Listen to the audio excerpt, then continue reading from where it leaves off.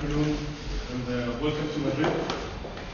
I would like to start by thanking President Biden for coming to Spain to participate in the Madrid NATO summit. I'm also very glad to welcome you in the Moncloa Palace in your first visit as President of the United States. España y Estados Unidos. Spain and the US are allies. We are strategic partners. We are friends. We are linked together by strong historical bonds and strong partnership in many topics.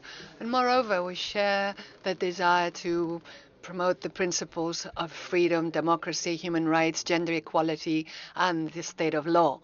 And after over 20 years since the declaration that was signed by Secretary of State Madeleine Albright and the then Foreign Affairs Minister of Spain, José Piqué, in 2001, there's obviously been numerous changes that have affected transatlantic and relations between Spain and the US. And that is, dear Mr. President, why I'm so happy to announce this new joint declaration between the US and Spain, which will help to strengthen the relations between Spain and the US. In this declaration, we are doing a lot of different things. First of all, we are reinforcing our support for a rules-based international order. And it's very important to say that today here in Madrid as a consequence of the holding of the NATO summit here, because Putin's invasion of Ukraine is a clear violation of international law, a direct attack on our shared values, and it demonstrates the need to redouble our efforts to support that rules-based international order. And one of the main consequences of Putin's war has actually been the revitalization of the transatlantic alliance. When Europe's security was at stake, what every ally has done, including Spain, has been to respond decisively, reinforcing our eastern flank whilst recognizing the threats that come from the southern flank, and therefore the importance for the alliance to develop everything that's been called the Alliance 360 strategy. And Spain has practically, Mr. President, doubled its military presence in Latvia with the recent deployment this very week of an anti-air defense system in the Libardes Air Force Base. The Spanish contingent in Latvia is now of 592. And we're also taking part in the Baltic Air Police patrols. Our Navy ships are maintaining their presence in the alliance's permanent forces. And so in total, Spain is participating with its deployments in 5 NATO missions with a total of 1,471 forces deployed. And in this context in which we're dealing, I think, with the biggest challenge to peace in Europe since the end of the Cold War, today, the US and Spain have committed to strengthen our cooperation in the areas of defense and security. Specifically, we have spoken about the US's interest in increasing its presence in Rodas Navy base in order to strengthen the alliance's collective security. And on the other hand, and as is set down in the joint declaration, we have agreed to strengthen the bonds between us in the areas of justice, cybersecurity, energy security. And by the way, I'm very grateful to the US government and the whole of the US for all that LPG that we are receiving in Spain, and also the management of immigration flows, everything that has to do with climate change, technology, and digital transformation. So in this update of this joint declaration that was signed back in 2001, we are expanding and reinforcing our bilateral relations. And we're also, of course, aware of the importance of the trade relations between our economies. And in our respective national recovery plans, we see an excellent opportunity for U.S. companies in Spain and Spanish companies in the U.S. And in that context, I would like to thank President Biden for his role in redefining the transatlantic trade relations, which over the last year have been able to resolve past differences and embark on a much more positive track, forgetting that past and looking towards the future with hope. We also agree on the importance of promoting a positive agenda in Latin America. a region which, in the most part, is a region with shared values, and together we will be able to better defend a rules-based international order. Together, we've also discussed the increasing challenges of a very important region for Spain and Europe, which is the Sahel.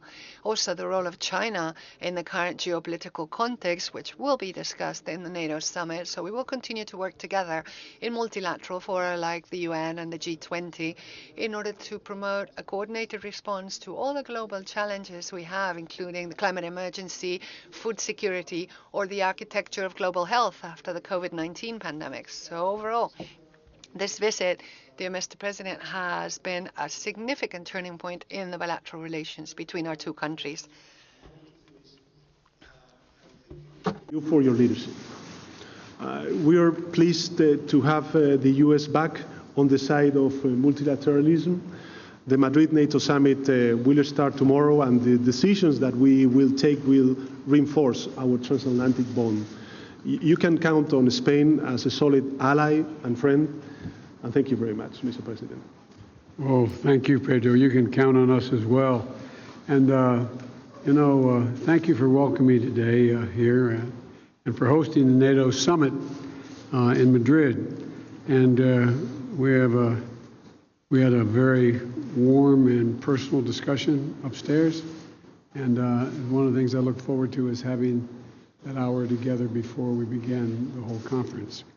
We're marking 40 years since Spain joined NATO and becoming an indispensable ally.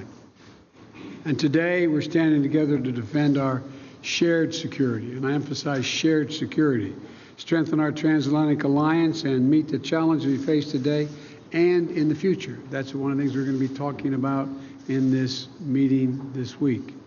And as President Sánchez and I want to talk to you, thank you for Spain's hospitality for U.S. service members and their families stationed here in Spain. Mr. President, you're hosting a truly historic summit and the key moment in our alliance when Russia's unprovoked invasion of Ukraine was shattered peace in Europe and shattered every norm since World War II that's been in place. And I want to thank you personally, you, for your leadership. Transatlantic unity has been and will continue to be the greatest strength in our response to Russia, transatlantic security. We're standing as one to support Ukraine and to enhance our own deterrence and defense capabilities. And as I said before the war started, if Putin attacked Ukraine, the United States would enhance our force posture in Europe and respond to the reality of a new European security environment. Earlier this year, we surged additional U.S. forces to Europe to bolster our alliance in response to Russia's aggressive actions.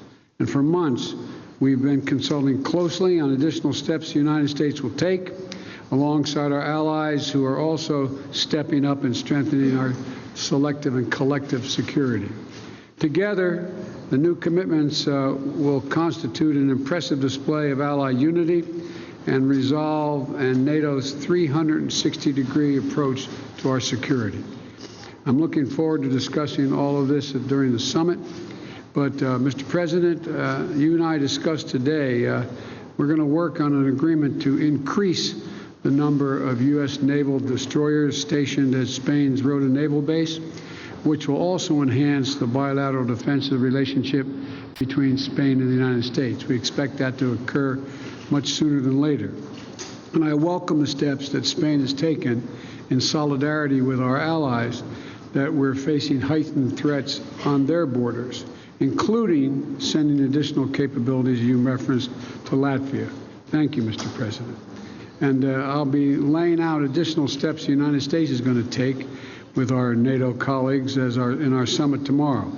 But the bottom line is this. Together, the alliance is strengthening its posture, is dealing with the threats and strengthening our posture against the threats from the East and challenges from the South. NATO is focused on all directions and domains, land, air, and sea. And, Mr. President, we also discussed how the United States and Spain and other allies are keeping needed weapons and equipment flowing to Ukraine. So they're standing up in ways that I don't think anyone anticipated, showing enormous bravery, enormous resolve. And we're continuing to tighten sanctions on Russia as well. We're providing assistance to the government and the people of Ukraine as they respond to this unprovoked assault on their lives and their democracies. Sometimes I think Putin's objective is just to literally change the entire culture, wipe out the culture of Ukraine, the kinds of actions he's taking. And I want to particularly thank you, Mr. President, and the people of Spain for the support you've shown in welcoming more than 140,000 Ukrainian citizens refuge here in Spain. That's remarkable, and it's a testament to your people. And it's a testament to the spirit and resolve not only of the Spanish people, but of your leadership, and to stand up for what is right at a moment of crisis. Our shared democratic values, together with our long history of friendship, make Spain and the United States strong partners on all the issues that we face together. In the Western Hemisphere, Spain and the United States are working together with other countries in the Latin and the Caribbean areas to reinforce democratic institutions, strengthen the rule of law, spread economic prosperity, and advance transformative approaches to manage migration. We're looking to do more together in Africa as well to promote stability and economic growth. And we reaffirmed our joint commitment today to continue to work together on the biggest challenges that affect the people all around the world, from COVID-19 to climate change. And we're releasing a joint declaration that reaffirms our shared values, reflects the full breadth of our cooperation, and we have asked our teams to follow up on the substance of the joint declaration so they become known to everyone. And so thank you again, Pedro, for your friendship and your close partnership. And we had a good discussion today, and I'm looking forward to continued good discussions the remainder of this conference. But thank you for your hospitality. Thank you. It's unmatched.